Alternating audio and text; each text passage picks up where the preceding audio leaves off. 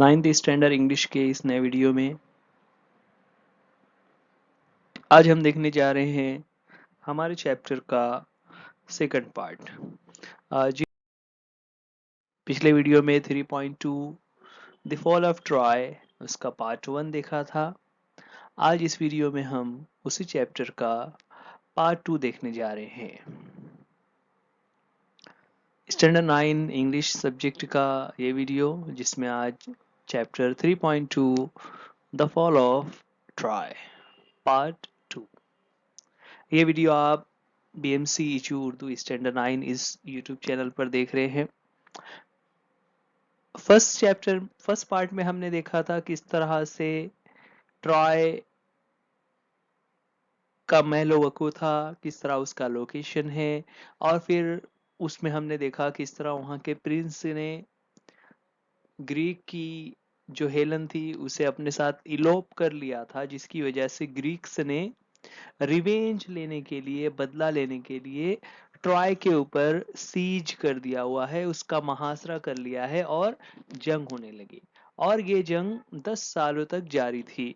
उसमें कई सारे हीरोज के नाम आए। हेक्टर, एक्लिस, प्रिंस, ये ऐसे हीरोज थे जो उस जंग में मारे गए। अब दोनों ही तरफ के जो लोग हैं 10 सालों से जंग करते करते वो अब उकता गए हैं। इसी वजह से लास्ट के पैराग्राफ में हमने देखा था, अगर आपने वो वीडियो नहीं देखा है तो आप इसी चैनल पर देख सकते हैं, जहां पर आपको ये वीडियो मिल जाएगा। उसके आगे की स्टोरी शुरू करते हैं पार्ट 2 में। आगे की स्टोरी है, at last Troy was taken not by force but by a trick. क्या बता रहे हैं? लास्ट वीडियो में हमने देखा था कि दोनों ही मुकाबला बराबर से कर रहे थे, कभी ये जीतते कभी वो जीतते, लेकिन जंग अपने इख्तिताम को नहीं पहुंच रही थी। यहाँ पर फर्स्ट सेंटेंस है, at last Troy was taken. Troy को हासिल कर लिया गया, उस पर कब्जा कर लिया गया, यानी ग्रीक्स जो है वो ये जंग जीत गए। नॉट बाय फोर्स, लेकिन अपने ताकत से नहीं, बट बाय अ ट्रिक, एक चालाकी के जरिए से। अब वो क्या चालाकी थी तो उसके बारे में है कि it was the cunning Odysseus who thought of a plan to obtain the victory ना। ओडिसस जो बहुत ही कनिंग था, बहुत ही मक्कार था, उसने एक प्लान बनाया जिसके जरिए से विक्ट्री हासिल करना पॉसिबल था। उसने क्या सजेशन दिया? Let us build a great wooden horse, he said, big enough to hold men inside it, and let some of our best fighters hide in the horse ना। उसने क्या सजेशन दिया कि let us build a great wooden horse, कि चलो हमें एक लकड़ी का बहुत बड़ा घोड़ा तैयार करते हैं। कितना बड़ा रहेगा तो उसके बारे में उसने कहा, big enough to hold man inside it, इतना बड़ा कि उसके अंदर आदमी बैठ सके, यानी उसके अंदर इंसानों के रहने के लिए जगह हो।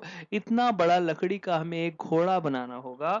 और जब हम ये घोड़ा बना लेंगे तो उसने आगे कहा, and let some of our best fighters, कि हमारे जो बेस्ट फाइटर्स हैं उसमें से कुछ लोगों को हाइड इन द हॉर्स, हम उस घोड़े के अंदर छुपा देंगे। एक बहुत ही चालाकी वाला सजेशन दिया। और फिर आगे उसने कहा, let us then let us burn our tents and pretend to sail away in our ships ना। उसने आगे कहा कि ये जो हमारे टेंट्स हैं, हम उन टेंट्स को बर्न कर देंगे, जला देंगे, and pretend to sail away in our ships, और ऐसा प्रिटेंड करेंगे, ऐसा शो करेंगे, ऐसा नाटक करेंगे कि हम लोग अपने शिप्स में बैठकर वापस चले गए हैं। But instead of sailing away, we'll return in the night when the Trojans are asleep, and we will attack the city and burn and kill ना। देखिए किस तरह से वो कितना कनिंग है, कितना मक्कार है। उसने क्या कहा कि हम जहाज को लेकर यहाँ से रवाना हो जाएंगे, लेकिन हम वापस नहीं जाएंगे, बल्कि हम थोड़ा सा आगे जाकर रुक जाएंगे, और रात के वक्त जब ट्रोजन्स सोए हुए होंगे हम लोग वापस लौटेंगे, और लौटने के बाद we will attack the city, हम शहर पर हमला कर देंगे, बर्न एंड किल, हम उसे आग लगा देंगे और लोगों को जान से मार देंगे। The Greek leaders decided to follow the advice of the wise Odysseus. है ना, ग्रीक लीडर्स जो कि 10 साल से जंग करते करते वो लोग भी एकदम थक गए थे, तो उन्होंने इस बात को डिसाइड किया कि हमें ओडिसस की एडवाइस को फॉलो करना चाहिए, हमें उसकी बात। So a great house of wood was made by a skillful engineer, and the greatest heroes like Menelaus, Odysseus himself, and others entered it. The last man to go in being the architect himself, who knew the secret of opening and shutting the entrance. ना, जैसा कि हमें picture में नजर आ रहा है, इस तरह से उन्होंने एक बहुत बड़ा घोड़ा बनाया बाय स्किलफुल इंजीनियर्स, है ना, स्किलफुल इंजीनियर्स की मदद से उन्होंने एक घोड़ा बनाया। और कुछ ग्रेट हीरोज में से मिनेलियस जो किंग था, उसके अलावा ओडिसस जिसका ये आइडिया था, और उसके साथ में कुछ दूसरे जो ब्रेव सोल्जर्स थे, एंटर्ड इट, वो लोग उस घोड़े के अंदर चले गए। एंड द लास्ट मैन, और सबसे आखिर में वो आदमी, इन बीइंग द आर्किटेक्ट, ना, to go in being the architect, सबसे लास्ट में वो आदमी जाएगा जो उस घोड़े का आर्किटेक्ट है, जिसको मालूम है, who knew the secret of opening and shutting the entrance, के घोड़े को कैसे खोलना है और उसका जो एंट्रेंस है, दरवाजा है, उसको कैसे ओपन और उसको शट करना है, ये तरीका उसे मालूम था। तो देखिए कितना कनिंग उन्होंने आइडिया लगाया और इस तरह से अपने छुपा दिया। That evening, the Greeks burned their tents and sailed away in their ships, and but they did not go very far. ठीक है, अब उस दिन क्या हुआ कि शाम के वक्त the Greeks burn their tents, Greeks ने अपने टेंट्स को आग लगा दी, एंड सेल्ड अवे, और अपने जहाजों में बैठकर सेल्ड अवे हो गए, दूर निकल गए समुद्रों में, वो अपने जहाज को लेकर रवाना हो गए। But they did not go very far, वो ज्यादा दूर नहीं गए। Only one man was left behind to persuade the Trojans to drag the horse into their city. सिर्फ एक आदमी को वहां पर उन्होंने छोड़ा हुआ था, और क्यों छोड़ा था? टू परसुएड द ट्रोजन्स, कि वो ट्रोजन्स को अपनी बातों से ये यकीन दिला सके that the two drag the horse into their city, कि वो लोग इस घोड़े को अपने शहर के अंदर, उस दीवार के अंदर लेकर जा सके, ऐसे वो सेफ थे। What delight and surprise!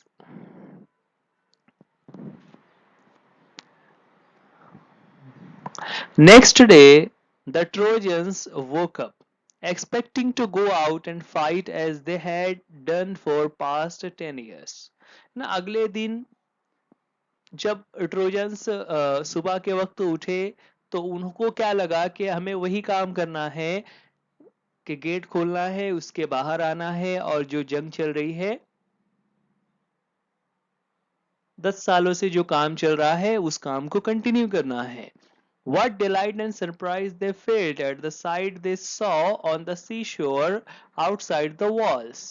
ठीक है, लेकिन जब उन्होंने उस साहिल के पास का जो मंजर देखा, तो उस मंजर को देखकर उन्हें बहुत ज्यादा डिलाइट एंड सरप्राइज हुआ, यानी बहुत ज्यादा हैरत भी हुई और वो खुश भी हुए। It seemed that the long siege was over at last, ना, उनको ऐसा लगा कि अब जो 10 सालों से, इतने दिनों से जो जंग चल रही है, वो एट लास्ट खत्म हो गई है, it is over. The tents had been burned, है ना, जो खेमे थे वो जलाए जा चुके थे। द शोर वाज डेजर्टेड, ना, डेजर्टेड का मतलब खाली होना, यानी साहिल पर जो उनके जहाज थे, उनके जो सिपाही थे ग्रीक्स के, वहां पर कोई भी नहीं था। The Greek ships had all gone, और ग्रीक यानी जो शिप्स थे, जो जहाज चुके थे। It's a peace at last, they cried, and opened wide their gates and came out in large numbers on the plain, glad to be free again to go where they pleased. ठीक है। और फिर सबने एक साथ शोर मचाया कि इट्स पीस एट लास्ट, कि अब अमन हो गया है, यानी जंग खत्म हो गई है। और फिर उसी के साथ उन्होंने अपने जो दीवारों में बड़े बड़े गेट्स थे उनको खोल दिया, और सब लोग बड़ी तादाद में बाहर उस खुले मैदान में आ गए जहां पर वो आम हालात में सैर व तफरी के लिए बाहर came out। उसके बाद then they saw on the sands the huge wooden horse.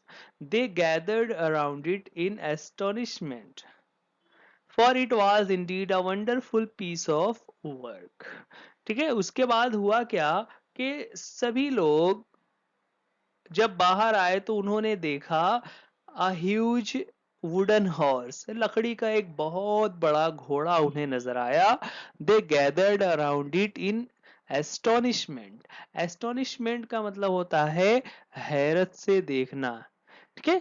तो वो लोग वहां पर इस अजीब गरीब घोड़े को, जो कि बहुत ही वंडरफुल पीस ऑफ वर्क था, बहुत ही शानदार तरीके से उसे बनाया हुआ था, उसे देखकर वो लोग हैरत में पड़ गए और उसकी वहां हो गए।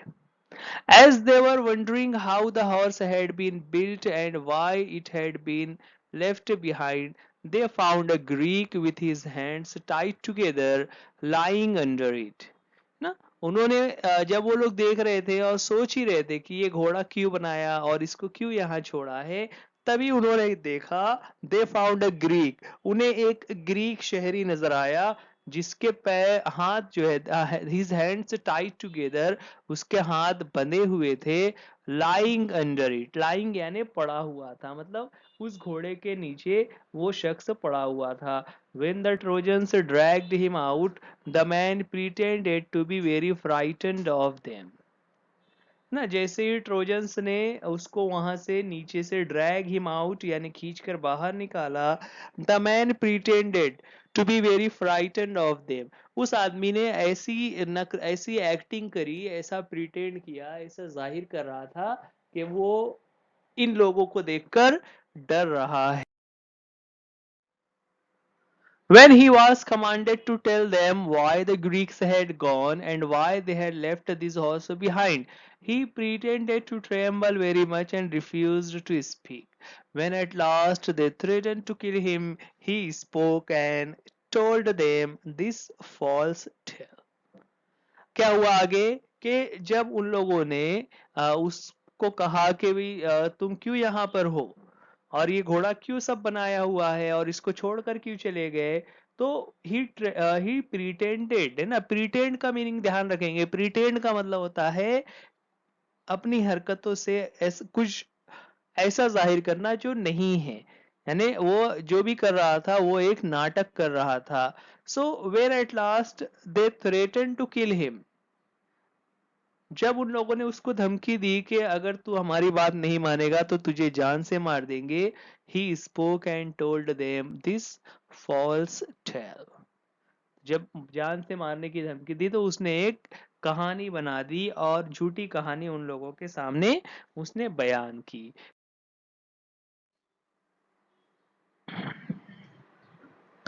The Greeks are tired of the long war and have sailed away in their ships, he said.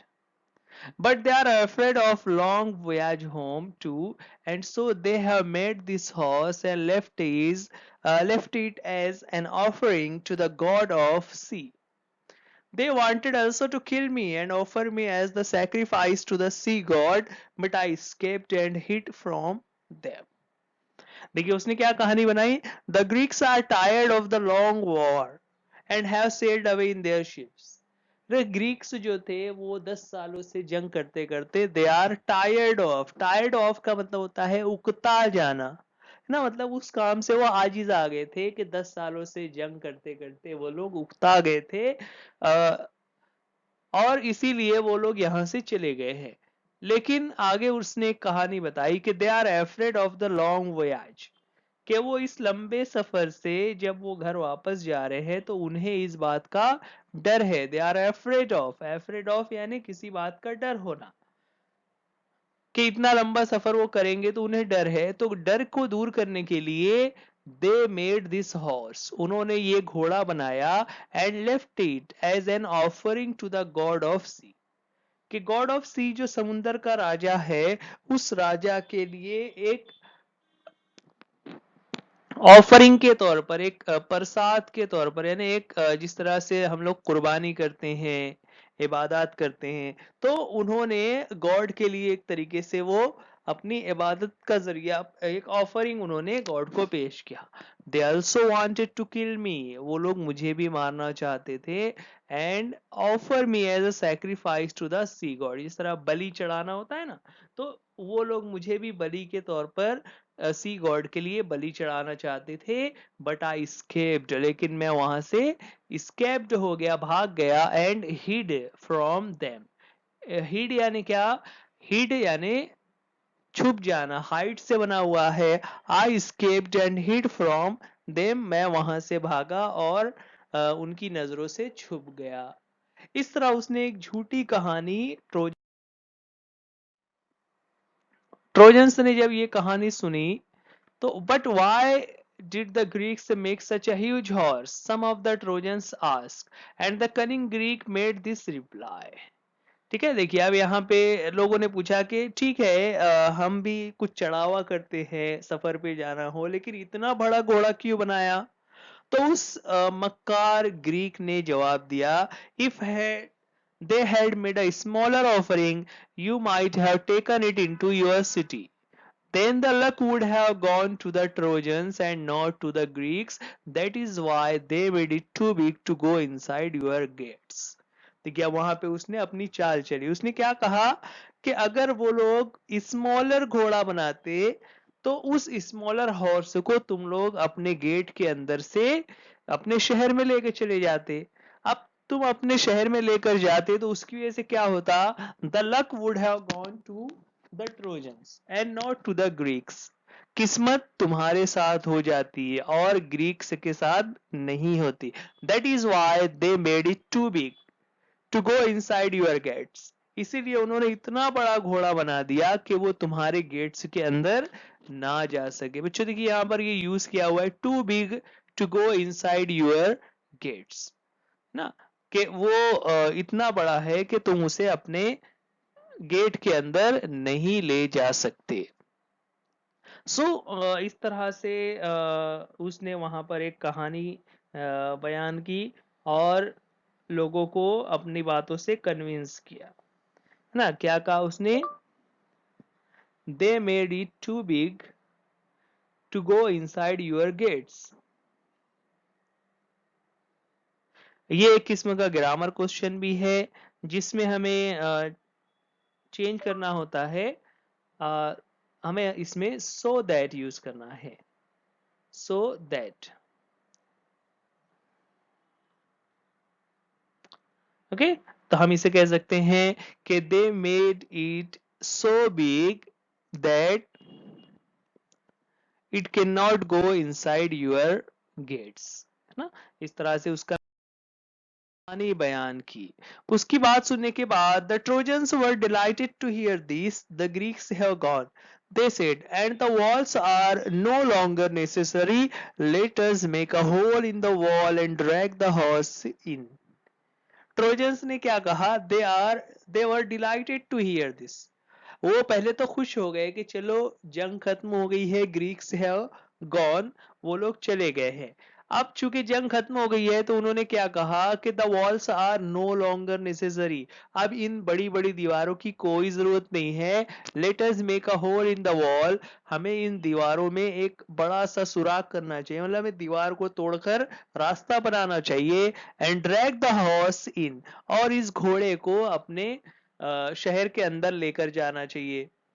अगले पैराग्राफ में है कि their wise priest warn them not to do so, it may be a trick that will ruin us, he said. You will bring disaster on the city if you break down the walls, but They were so excited that they paid no attention to his words. They broke down part of their strong wall in order to drag the horse.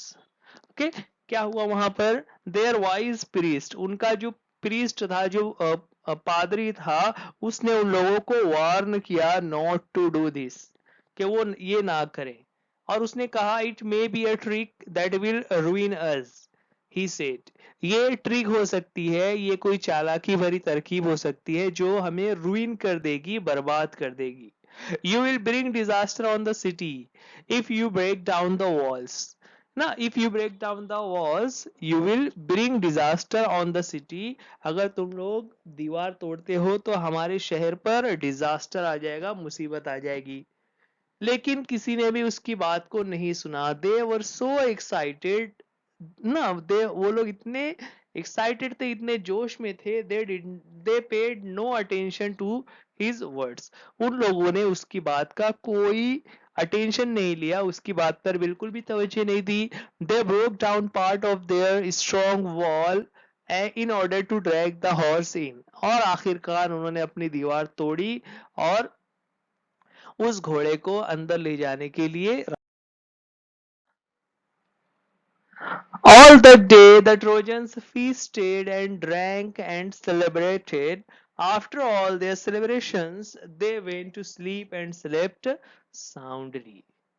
ठीक है, all that day the Trojans feasted. Feasted यानी दावतें उड़ाना, मतलब सब लोग एक जश्न मना रहे थे, खुशियां मना रहे थे, और खुशियों में लोग शराब पी रहे थे, दावत कर रहे थे, खाना खा रहे थे और जश्न मना रहे थे। क्यों जश्न हो रहा था? क्योंकि 10 सालों से जो जंग थी अब वो खत्म हो गई। After after all their celebrations they went to sleep and slept soundly. है ना। और 10 सालों से जंग करते करते जो एक डर और खौफ का माहौल था अब वो खत्म हो गया है।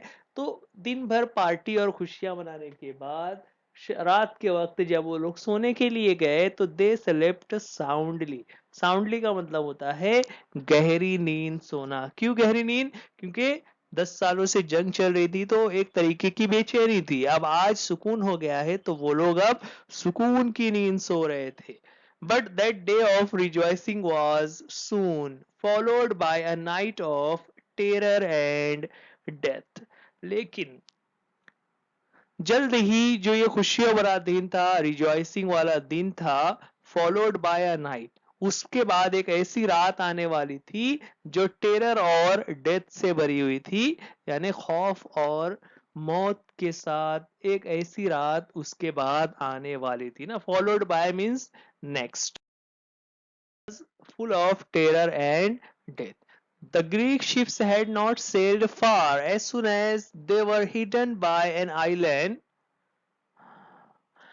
they had lowered their sails and dropped anchors and waited for the night। ठीक है, देखिए the Greek ships had not sailed far, वो जो ग्रीक के जहाज वहां से हट गए थे वो लोग ज्यादा दूर नहीं गए। As soon as they were hidden by an island, जैसे ही वो लोग, जैसे सामने बड़ा समुद्र दिखाई दे रहा था तो वहां पर कुछ आइलैंड्स थे। एक आइलैंड के पीछे वो लोग जाकर जैसे ही वहां पहुंचे उन लोगों ने क्या किया? दे लोअर्ड देयर सेल्स, उन्होंने अपने जो सेल्स होते हैं, जो पर्दे होते हैं, उसको उन्होंने लोअर कर दिया, गिरा दिया। एंड ड्रॉप्ड एंकर, और अपने जहाज से एंकर्स को गिरा दिया। एंकर क्या करता है? जहाज को रोकने का काम करता है। And waited for the night, यानी उन्होंने उसे हम कह सकते हैं कि जहाज को उस जजीरे के पीछे ले जाकर वहां खड़ा कर दिया और वहां पर वो इंतजार कर रहे थे नाइट का। In the darkness the fleet sailed back, and the leading ship, which was Agamemnon's, bore a red light high on its mast। ठीक है, आगे क्या हुआ कि जब वो लोग रात का इंतजार करते रहे और जैसे ही अंधेरा छा गया, द फ्लीट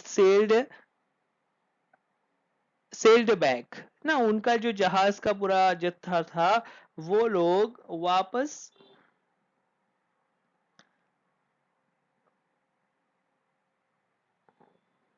वापस आने लगे। उन्होंने जैसे ही रात हुई वो वापस ट्रॉय की तरफ आए। And the leading ship was which was Agamemnon's bore a red light on its mast.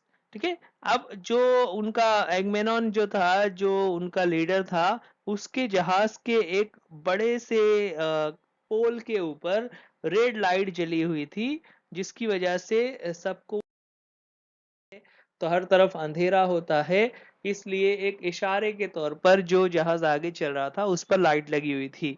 The Greek who was watching for the return of the fleet crept to the wooden horse and gave the signal. है ना, वो जो Greek था जिसको उन लोगों ने जहाज के बाहर सॉरी उस हॉर्स के बाहर पकड़ा था, वो इंतजार कर रहा था उन जहाज के आने का। जैसे ही उसने देखा कि दूर से लाल लाइट जलता हुआ आ रहा है, उसने फौरन ही अपना काम करना शुरू किया। उसने जाकर उस हॉर्स में सिग्नल दिया। The side of the horse open, है ना, उस हॉर्स के एक साइड से एक दरवाजा ओपन हुआ। The Greeks climbed out and open the gates. वो ग्रीक्स घोड़े में से बाहर आए और उन्होंने जाकर गेट को ओपन कर दिया। The whole Greek army entered the sleeping city. और जो ग्रीक आर्मी जो जहाज में वापस आ रही थी, वो लोग गेट से सीधे शहर के अंदर चले आए। Troy was filled with the sight of leaping flames and the sound of shouting and the noise of weapons and the cries of weeping women। और फिर जब इस तरह से वो जो दुश्मन की फौज शहर के अंदर दाखिल हो गई, तो क्या हुआ? The Troy was filled with the sight of leaping flames. हर तरफ लीपिंग फ्लेम्स थे, यानी फ्लेम्स कहते हैं आग की लहरों को, कि हर तरफ आग की लहरें और धुएं उठते हुए नजर आ रहे थे। साउंड्स ऑफ शाउटिंग, चिल्लाने और चीखने की आवाजें आ रही थी। And the noise of weapons, हथियारों के चलने की आवाज। And the cries of weeping women, weeping कहते हैं रोने वाली, औरतों के रोने, हमला कर दिया, जैसा पिक्चर्स में भी हमें नजर आ रहा है। The sleeping sorry the sleeping trojans sprang out of their beds but they were taken by surprise. ना, ट्रोजन्स जो ये समझ रहे थे कि अब जंग खत्म हो गई है और बेफिक्री से सो रहे थे, वो लोग जैसे ही अपने बिस्तर से उठे, तो उन्हें ये सारा मंजर देखकर बहुत हैरत हुई। Their enemies were right inside their walls, and many of the Trojans were killed before they could put on their armors and seize their weapons. ठीक है, इससे पहले कि वो लोग कुछ कर पाते, their enemies were right inside their walls। दुश्मन उस किले नुमा दीवार के अंदर आ गए थे। and Trojans were killed before they could put on their armor। कि उनका जो आर्मर होता है, आर्मर जो जंग में पहनने वाला ड्रेस होता है, जिसे जरा बख्तर कहते हैं, है ना, तो वो आर्मर पहने और सीज देयर वेपन्स, और अपनी तलवार और अपने हथियारों को उठाते, उससे पहले ही बहुत सारे लोगों की जान जा चुकी थी। Troy was filled with the sight of leaping flames and the sounds of shouting and the noise of weapons and the cries of weeping women। है ना, और पूरे ट्रॉय में वही मंजर था कि आग की लहरें उठ रही थी, लोगों के चिल्लाने की आवाज, रोने की आवाज आ रही थी। A bright light lit up the night sky as the palaces and the houses, temples and towers went up in flames। हर तरफ आग लगा दी थी ना। ये पहले होता था जंगों में इस तरह से, जब दुश्मन हमला करते तो वो बस्तियों को आग लगा दिया करते थे। तो यहाँ पर वो वैसा ही कर रहे थे कि इतनी रोशनी थी कि आसमान में पूरा उजाला फैल गया। एक तेज ब्राइट लाइट लिट अप, है ना, तेज रोशनी फैल गई जब उन्होंने हर जगह पर आग लगा दी थी, पैलेसेस में, घरों में, टेम्पल्स में, टावर्स में, और हर चीज को उन्होंने आग के हवाले कर दिया। The Trojans fought as well as they could. Trojans ने अपने तौर से कोशिश की लड़ने की, but it was all in vain. है ना, ऑल इन वेन का मतलब क्या होता है? बेकार हो जाना, यानी उसका कोई फायदा नहीं हुआ। उन्होंने थोड़ी कोशिश की कि किसी तरह मुकाबला किया जाए, लेकिन कोई फायदा नहीं हो रहा था। Old king Priam was killed with all his brave sons. और जो उनका किंग था उसे भी ग्रीक्स ने मार मार दिया था। Hector's wife and his old mother and sister were carried off as slaves by the conquerors. है ना, हेक्टर जो कि बहुत बहादुर था, अपनी बहादुरी के लिए मशहूर था, लेकिन चूंकि अब ये लोग जंग हार गए थे तो उसके घर की औरतों को, उसकी बीवी को, बच्चों को, उसकी बहनों को, सबको स्लेव बनाकर जो कॉन्करर्स थे, जो जीतने वाले लोग थे यानी जो ग्रीक्स थे, वो लोग अपने साथ ले गए। Their fate was in contrast to Helen. है ना, उन सब की किस्मत हेलन के मुकाबले में बिल्कुल कंट्रास्ट थी। क्यों कंट्रास्ट थी? कि when King Menelaus rushed through the city looking for her, कि किंग मिनरल्स जो हेलन का हस्बैंड है वो शहर में हर तरफ तलाश कर रहा था। Looking for her, looking for का मतलब होता है तलाश करना। And found her in her palace, और फिर एक पैलेस में जहां पर हेलन रहती थी उसे वो वहां पर मिली।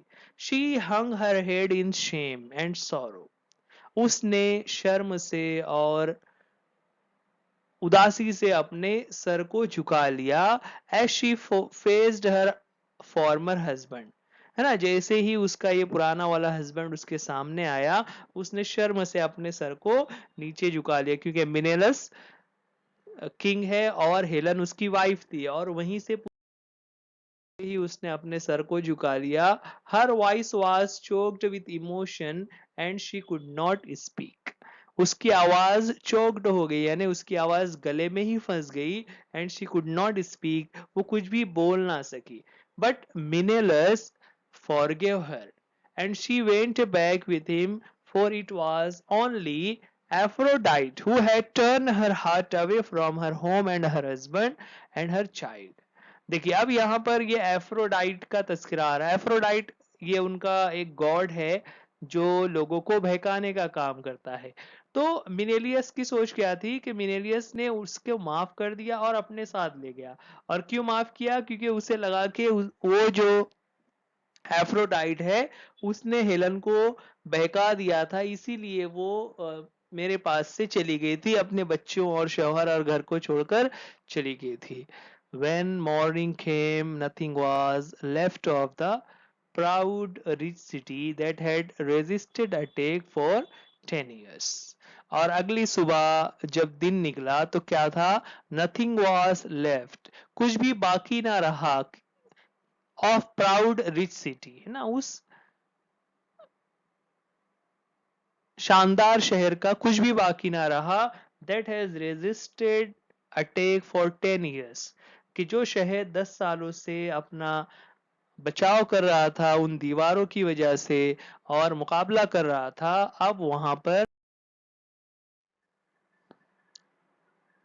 बच्चों ये वीडियो आप BMC जो उर्दू स्टैंडर्ड 9 इस चैनल पर देख रहे हैं, आप इस वीडियो को लाइक कीजिए, चैनल को सब्सक्राइब कीजिए, और अगर कोई बात ना समझ आ रही हो या इसमें कुछ इजाफा करना हो तो हमें कमेंट्स में